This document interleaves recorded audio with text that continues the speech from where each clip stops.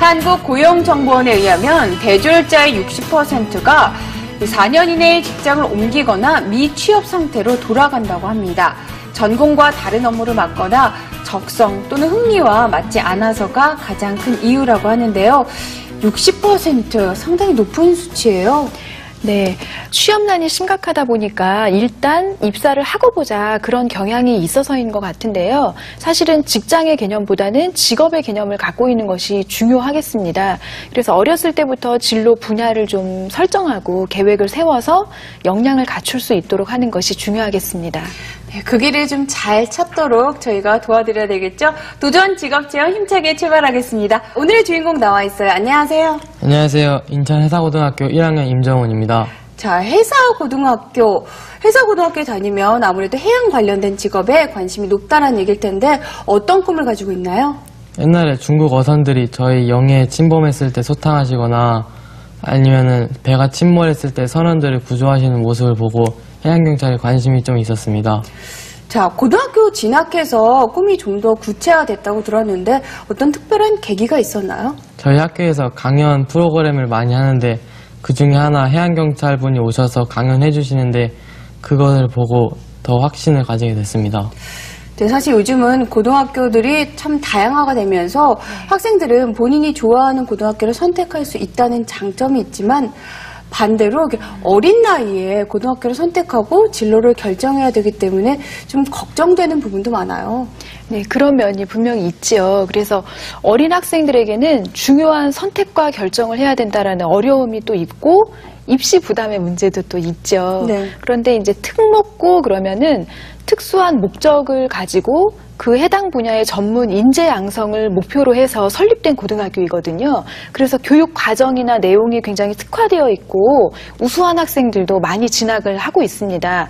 그래서 특목고를 진학하려고 하는 학생들은 그 진학을 하기 전에 그냥 특목고니까 좋겠지 또는 대학 가기 유리하니까 또는 스펙을 쌓는데 도움되니까 이런 이유만으로 결정하기보다는 내가 이 분야에 정말 관심을 갖고 있는지 그리고 내가 잠정적으로 계획하고 있는 진로 목표가 이 학교에서 교육하고 있는 내용과도 관련이 있는지 이런 부분을 점검하면서 진학을 결정할 필요가 있겠습니다.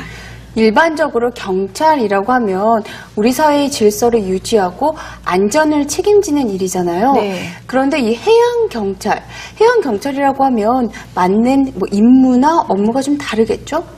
네, 주로 해양경찰이 바다나 이제 해안 부근에서 일을 하시기 때문에 업무 내용이 조금은 특화되어 있는데요. 이제 크게 몇 가지 분야로 나눠지는데 경비 군안 업무, 그리고 또 주로 이제 구조 업무라고 할 수가 있겠죠. 그리고 해상 교통에 대한 안전 관리, 그리고 해상 치안을 담당하는 일을 하고 있고요. 또 요즘에 해양 환경 보전에 대한 인식도 높아지고 있어서 해당 업무들을 감독하고 이제 국제 교류와 관련된 협력 업무를 한다고 합니다. 한 가지씩 조금 더 세부적으로 말씀을 드리면은 일단 그 선박이나 항공기가 바다에 침몰되거나 좌초하는 경우가 생기고 네. 운항을 하다가 화재가 발생하는 경우들이 있잖아요.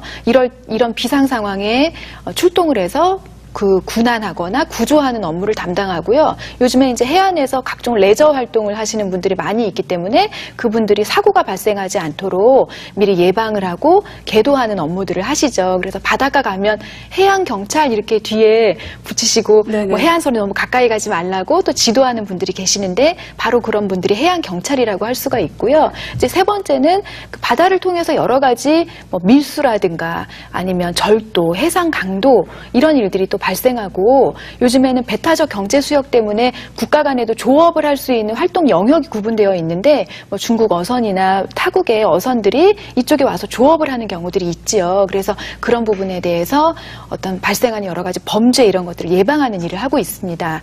또 이제 기업이나 또 해안 부근에 있는 분들이 바다의 폐수를 방류하는 경우들이 있기 때문에 그런 환경 오염이 발생하지 않도록 예방하는 일, 방지하는 대책을 세우는 일을 하고요. 또 밀입국하는 분들, 네. 또 이제 그런 또 불법 체류하시는 분들 이런 사람들에 대한 관리 감독 업무를 하고 이제 그런 부분들이 국가 간의 교류로 이루어지는 일이기 때문에 굉장히 이렇게 다양한 역할을 해양 경찰이 담당하고 있습니다. 그렇군요.